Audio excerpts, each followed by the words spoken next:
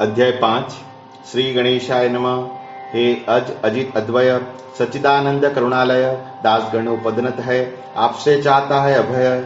मैं हीन दीन पापी नर, मुझे न कोई अधिकार। हे भगवान, सभी प्रकार से मैं अत्यंत हूँ लाचार, लेकिन हीन पर भी अति सदा बड़ों की कृपा रहती। देखिए श्री शंकर जी ने कैसी तन को लगाई विभूति, हीनों की यह हीनता महान को न लाती लघुता। ऐसा सोचकर नारायण गणु को रखना पास सदा, बालक के हरेक भटकी माता अवश्य पूर्ति करती।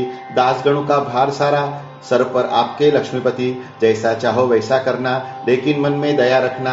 आपके ही बल पर तो दास गणु को है कूदना। श्री गजानन थे शेगांव में, यात्राएं नित्य लगी आने, अंत नहीं था उनका कोई शब्द भी नहीं वर्णन करने। महिमा उनकी बढ़ रही थी, पर उन्हें चाहिए शांति थी, अतः उन्होंने जंगलों में घूमने की युक्ति की। महीनों तक वही रहते, चाहे जहां बैठ जाते, किसी को भी चरित्र अपना जरा समझने नहीं देते। ऐसे ही एक प्रसंग में महाराज गए पिंपल गांव में। वह वृतांत सुनिए होकर एकाग्र अपने मन में। पिंपल गांव की सीमा पर एक जंगल के अंदर बहुत पुराना हेमाड़पंथी स्वरूप का था शिव का मंदिर। महाराज वहां चले गए, अंतर्भाग में पहुंच गए, शिव जी के आगे पद्मासन लगाकर बैठ गए। चरवाहे उस गांव के साथ अपने पशुओं के घर की ओर चल पड़े। समय पर सूर्यास्त के मंदिर के ही सामने था, बह रहा था एक निर्जर छोटा। चरवाहों ने पशुओं को जल पिलाने हेतु रोका।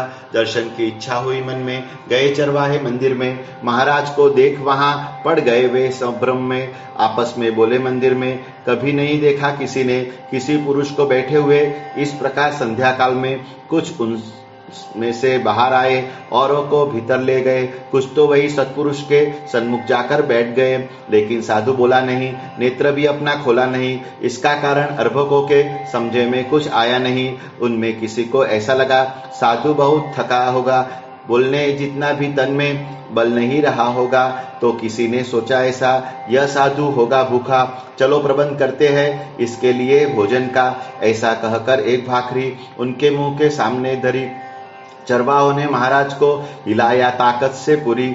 साधु जरा भी हिला नहीं, मुख से शब्द बोला नहीं। इस आश्चर्य का कारण कोई समझ पाया नहीं। चर्चा ऐसी हुई सबकी, अवस्था क्या समझे इसकी, कैसे इसको माने। मृत भी आसनस्थ तो है स्थिति, शरीर भी तो ठंडा नहीं, हाथ को गर्मी लग रही।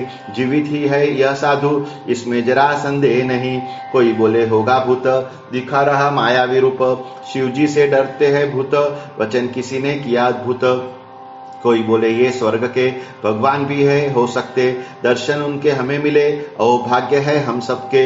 मिलकर अब सारे जन इसका करेंगे हम पूजन, झरने से इसके स्नान को चलो ले आते हैं जीवन। आए बालक झरने पर, खप्पर में ले आए जल, भक्ति भाव से अर्पण किया महाराज के चरणों पर। कोई वन्य पुष्प ले आए, हार उनके तैयार किए। चरवाहों ने महाराज के कंठ में वे पहना दिए। प्याज और भाकरी किसी ने महाराज के रखी सामने। नैवेद्य की भावना से बरगद के एक पत्र में चरवाहों ने नमन किया। आदर से मन भर गया। महाराज के पास बैठकर सबने भजन गायन किया, आनंद ले रहे थे सब। एक चरवाहा बोला तब, शीघ्र चलना गाँव अपने, देर बहुत हो गई है अब, अस्त हो गया दिन कर। हम पशुओं को लेकर जंगल से नहीं लौटे तो सब चिंता रहे होंगे कर। संभवतः वे हम सबको ढूंढने पहुंचेंगे वन को। बछड़ों ने भी रंभाना शुरू किया होगा घर को। इस साधु का वृतांत गांव में कहेंगे साधंत, अपने बड़े बुजुर्गों का समझेगी सब हकीकत। इस पर सब राजी हुए। चरवाहे निकल गए, मंदिर को समाचार बताने में जुट गए। अगले प्रातः काल में चरवाहों के साथ में गांव के लोग जा पहुंचे दर्शन समर्थ के करने। वैसा ही आज है बैठा, जैसा कल था देखा। भाखरी प्याज का नैवेद्य वैसा का वैसा ही रहा। ग्रामवासी लगे कहने, आज इस शिव मंदिर में कोई महान योगी पुरुष आया है शिव दर्शन करने। अन्य कोई ऐसा करे, शिव जी लिंग से बाहर आए, हमको दर्शन देने हेतु इन्हें गांव ले जाया जाए। इनकी समाधि टूटेगी, तब मुख से वाणी निकलेगी, तब तक इन्हें कष्ट न हो, व्यवस्था यह करनी होगी। 12 वर्ष रहे स्थिर बंगाल देश में जालंधर, अति गहन समाधि में इसकी सभी वो है खबर। भूतो न भविष्यति हुई एक पालकी बुलाई गई, उसमें गजानन महाराज की दिव्य मूर्ति रखी गई। ग्राम के सभी नारी नर चलने लगे साथ होकर। शोभा यात्रा के अग्र में वाद्यों का चल रहा गजर, नाना पुष्प तुलसी दल, लोग चढ़ा रहे गुलाल। इस तरह महाराज का शरीर हो गया लाली लाल। घंटे घड़ियाल बज रहे, लोग भजन कर रहे, जय जय योगीराज मूर्ति उच्च स्वर में बोल रहे। शोभा यात्रा आई गांव में, मारुति के मंदिर में। महाराज को पीढ़े पर एक मिलकर बिठाया सबने। वह दिन भी वैसा ही गया। लोगों ने फिर विचार किया, उपोषित रह इसके सन्मुख, भजन ही जाए किया। इस ऐसी चर्चा हुई। उधर समाधि उतर गई। महाराज की दिव्य मूर्ति देवभान पर आ गई। क्या पूछना फिर यह देख, आनंदित था भक्त हरेक श्री चरणों पर। हर कोई माथा अपना रहा था टेक। नैवेद्य सारे आए कितने, थाल परोसे गए कितने। मारुति मंदिर में सबने प्रसाद भी चढ़ाए कितने। महाराज ने किया तत्काल नैवेद्यों का स्वीकार। गांव भर में फैल गया शीघ्र गति में समाचार। अगले मंगलवार को क्रय विक्रय करने को पिंपलगांव वासी पहुंचे शेगांव के बाजार को। वे कहने लगे प्रेम से लोगों को, शेगांव में एक ओलिया आया है, हमारे पिंपलगांव में बड़ा ही अधिकारी है, साक्षात श्री हरि है। उनके पदस्पर्श से धन्य हुई हमारी नगरी है। तय किया यह गांव ने, कहीं न जाने देंगे उन्हें। घर आए निधि को कोई, कैसे है देता कोई खोने। शेगांव के बाजार में बात शीघ्र लगी फैलने। तब समाचार सुना भाविक बंकट लाल ने, पत्नी को साथ लेकर पिंपलगांव पहुंचकर महाराज को बंकट ने विनती की हाथ जोड़कर, अभी आता हूं कहकर महाराज आप गए निकल, आप थोड़ा विचार करना। दिन 15 से हुई ऊपर। महाराज बोलने लगे, चिंताग्रस्त हे महाराज, आपके बिना सुना सुना लगता सदन। चिंताग्रस्त होकर शेगांव के सारे ही जन वापस अब शेगांव लौटिए। गाड़ी लाया आपके लिए, अलग रहना उचित नहीं होता माता पुत्र के बिना। आपके कितने ही भक्त उपोषित होंगे वहां सत्य। गांव में आपके दर्शन का नियम है जिनका नित्य। वापस अगर न लौटे आप, इस तन को मैं दूंगा त्याग। आपके बिन कौन करेगा पूर्ण हमारे मन की बात। बंकटलाल के कहने पर महाराज बैठे गाड़ी पर, शेगांव को निकल पड़े पिंपलगांव छोड़कर। पूर्व में अक्रूर गोकुल में आए थे श्री कृष्ण को लेने। वे अक्रूर ही पिंपलगांव को दिखे बंकटलाल में। समझाया बंकटलाल ने लोगों को पिंपलगांव में, साधु दूर नहीं है जाते, दुखित नहीं होना मन में। इच्छा हो तब दर्शन करना, मनोगत भी कथन करना, पर अमोल मूर्ति उसके स्थान पर ही रहने देना। अधिकतर पिंपलगांव का बंकट साहू का अर्था, साहस न हुआ किसी का उसके मनोभंग का। अपने आप को कर संयत, पिंपलगांव बैठा स्वस्थ। महाराज गाड़ी में बैठ शेगांव को हुए मार्गस्थ। चलते हुए ही मार्ग में बंकट को कहा समर्थ ने, पराई चीज बलात् छिन्ना, अजब रीत पाली है तूने। तेरे घर पर आने में मैं तो डरता हूँ मन में, क्योंकि रीति रिवाज वहाँ ठीक नहीं यह देखा मैंने। लक्ष्मी जो लोक माता महाविष्णु की है कांता, उसे ही कैद किया तूने जिसकी है अगाध सत्ता। तो किस झाड़ की पत्ती में अतः भाग गया था मैं, जगदम्बा की दुर्दशा देख बहुत डर गया था मैं।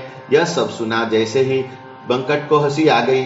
महाराज को विनय पूर्वक उसने मन की बात बताई। हे जग के पालन करता, मेरे ताले से डरी न माता। वह स्थिर रही क्योंकि वहां आपका निवास था। जहां बालक वहां माता, दूसरे की नहीं महत्ता। आपके चरणों के आगे मुझको धन दौन लगता। मेरा धन है आपके चरण, मेरे आने का ये है कारण। मेरा न बचा अब कोई घर, सर्वस्व आपको किया अर्पण।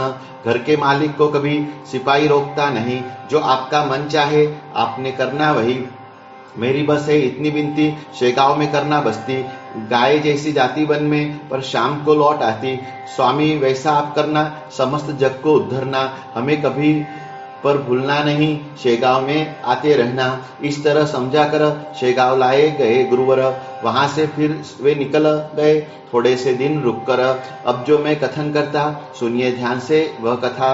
वराड़ प्रांत में अड़गाव नाम का एक ग्राम था। उस ग्राम के लिए महाराज थे निकल गए। शेगांव वासियों को बिना बताए ही चले गए। वायु से ही समान गति श्री गजानन की गति। लगता था पुनः पधारे अंजनीतय मारुति। वैशाख मास की दोपहर 16 कलाओं में था दिनकर। जल का कहीं नाम नहीं, गर्मी ऐसी थी वह प्रखर। प्रहर में माध्यान्ह के पास अकोली गांव के साधु योगेश्वर श्री गजानन जा पहुंचे। वहां पर ऐसा हुआ, स्वामी का गला सूख गया। देखा उन्होंने चारों ओर, जल न कहीं दिखाई दिया। धाराएं बह रही बदन से, भीग गए थे पसीने से। अधरोष था, सुखा गया महाराज का तृष्णा से। समय था वह माध्यान्ह। भास्कर नाम का एक किसान जमीन तैयार करने का खेत में कर रहा था काम।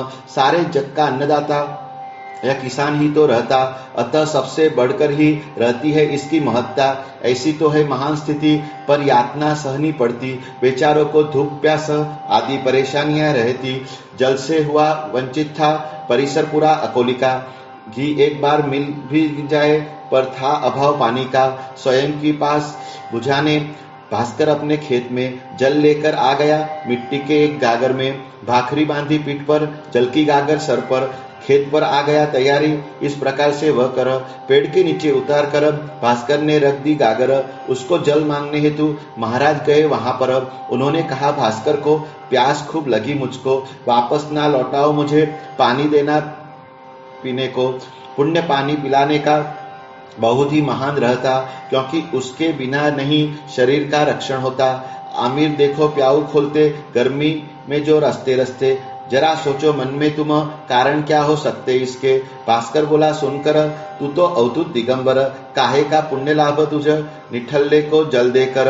अनाथ पंगु दुबलों की सेवा में है पुण्य प्राप्ति, अथवा समाज हित कार्य में सहायता फलदायी होती। हमने शास्त्रों में यह पढ़ा, तुझसा ढोंगी आ हुआ खड़ा, उसे जल देने से होगा हमारे हाथों पाप बड़ा।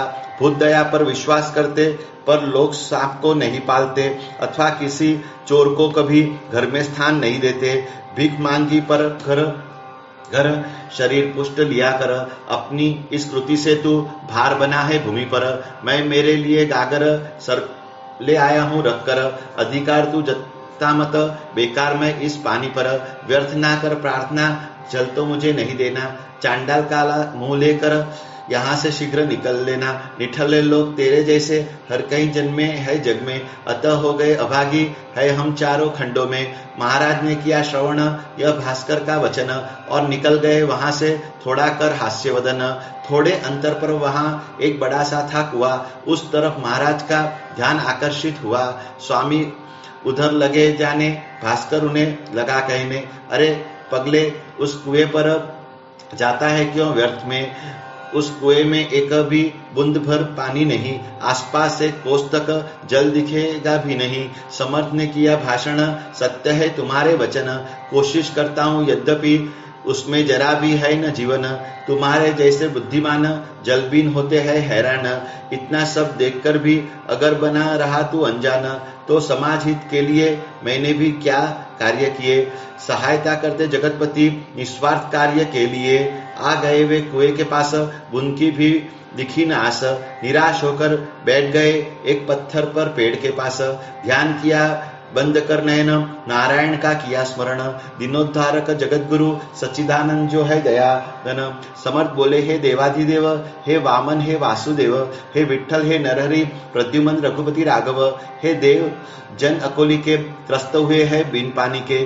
गिलापन भी रहा नहीं तले में एक भी कुएं के। मानवी यत्न थके सारे, प्रार्थना आपको है मुरारे। प्रसन्न होकर भर देना जलस्रोत कुएं के सारे। आप चमत्कार दिखाते हो, असंभव को संभव करते हो। जलती भट्टी में बिल्ली के बच्चों का रक्षण करते हो। भक्त प्रहलाद के लिए स्तंभ में आप प्रकट हुए। वैश्वानर बन 12 गांव गोकुल में भक्षण किए। हे वासुदेव, हे मुरारी, कर नखाग्र के थामागिरी। जगत्रय में कौन कर सके आपके कृपा की बराबरी। था दामाजी थानेदार, उसके लिए आप बने महार। पशु ढोए चोखा के, माली के पक्षी लिए संभाल। उपमन्यु को बड़ा क्षीरसागर आपने दिया। मारवाड़ में नामदेव जब तुषार्थ था हो गया। किया चमत्कार आपने उस निर्जल प्रांत में। नामा के लिए भर दिया जीवन ही मारवाड़ में। इधर रहे थी श्री प्रार्थना कर, उधर कुआ गया भर। झीर फुट पड़े क्षण में लबालब भर गया जल। ईश्वर की जो हो सहायता, असंभव कुछ नहीं रहता। असंभव को भी संभव बनाती ईश्वर की सत्ता। उन्होंने जल प्राशन किया, भास्कर ने वह देख लिया। मति उसकी गूंगी हो गई, मन भी भ्रम में पड़ गया। पिछले 12 सालों में जल नहीं था कुएं में, उसको जलमय कर दिया पल भर में इस साधु ने। यह औलिया सचमुच ही साक्षात्कारी है कोई। पागलपन का स्वांग रचना बात समझ में आ गई। खेती का काम छोड़कर भास्कर आया दौड़कर, मुख से स्तवन प्रारंभ किया, चरण उनके पकड़कर। हे नरदेहधारी परमेश्वर, आप दया के हो सागर। अर्भक हूँ मैं आप ही का, कृपा करना बालक पर। आपको पहचान न पाया, जो आया मुंह में बोल गया। क्षमा कीजिए अब मुझको, पछतावा पूर्ण हो गया। गोपियां कहती भला बुरा, नाराज न कृष्ण हुए जरा। आपके बाह्य रूप ने ही मन में था संभ्रम भरा। शक्ति का कर प्रदर्शन किया आपने निराकरण। इस कृति से हुआ आपके देवत्व का आंकलन। आप तो हो चमत्कारी, महान हो अधिकारी। जल की कृति से समझ गया मैं आपकी महिमा न्यारी। कुछ भी हो सद्गुरुनाथ, अब न छोड़ू आपका साथ। बालक से मिलने पर माँ नहीं छोड़ती उसका हाथ। आज मुझे यह ज्ञात हो गया, व्यर्थ है यह प्रपंच माया। दुख होगा आपने अगर मुझ दिन को ठुकराया। महाराज ने समझाया उसको, ऐसे दुखित होते हो क्यों? गांव से गागर ले आने की जरूरत न रही है तुझको। कुएं में भी इस कारण निर्मित किया मैंने जीवन। कुछ भी कभी नहीं अब क्यों वैराग्य का करते भाषण। पानी तुम्हारे लिए आया, खिलाओ अब सुंदर बगिया। भास्कर बोला, मुझे अपने व्यर्थ ही प्रलोभन दिया। मेरा निश्चय रूप हुआ, आज तक था सुखा हुआ। हे दयानिधे, उसमें एक भी बूंद भर न पानी रहा। उस कुएं में जीवन लाने कोशिश की है आज आपने। साक्षात्कार की सुरंग लगाई कुएं के पत्थर को तोड़ने, तभी तो यह पत्थर पिघला। सद्भाव का उदक निकला, भक्ति पंथ की अवश्य ही बगिया खिलाएगा यह बचेला। वृत्ति रूप मेदनी में सन्निधि के फलों से लदे, आपकी कृपा से मैं वृक्ष लगाऊंगा हे दयानिधे।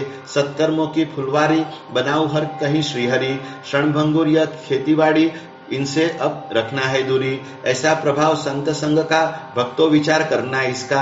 विचारों में परिवर्तन कैसा पल में हुआ भास्कर का। मुक्ति का है श्रेष्ठ साधन, सच्चे संत पुरुष का दर्शन। ऐसा संत चरण रज में तुकाराम करते हैं वर्णन। वह अभंग पढ़ लेना और मन में विचार करना। निज मुक्ति के लिए उसका अनुभव अवश्य लेना। कुआ भर गया जल में, वृत्त फैला शीघ्रता से। फैलते ही दर्शन को जन्म आने लगे तब दूर दूर से। भनक लगते ही शहद की उड़कर आती है मधुमक्खी। चींटी कैसी दौड़ आती दिखे जहाँ कनी शकर की। यहाँ हुआ वही प्रकार, भीड़ जमा हुई अपार। कुएं का जल चखा सबने, समझ गए श्री का अधिकार। निर्मल शीत मधुर जल, अमृत से भी था रुचिकर।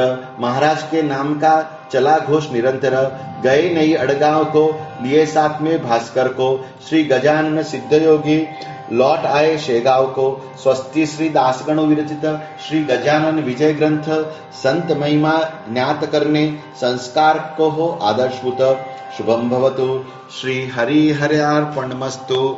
इति श्री गजानन विजय ग्रंथस्य पंचमो अध्याय समाप्त।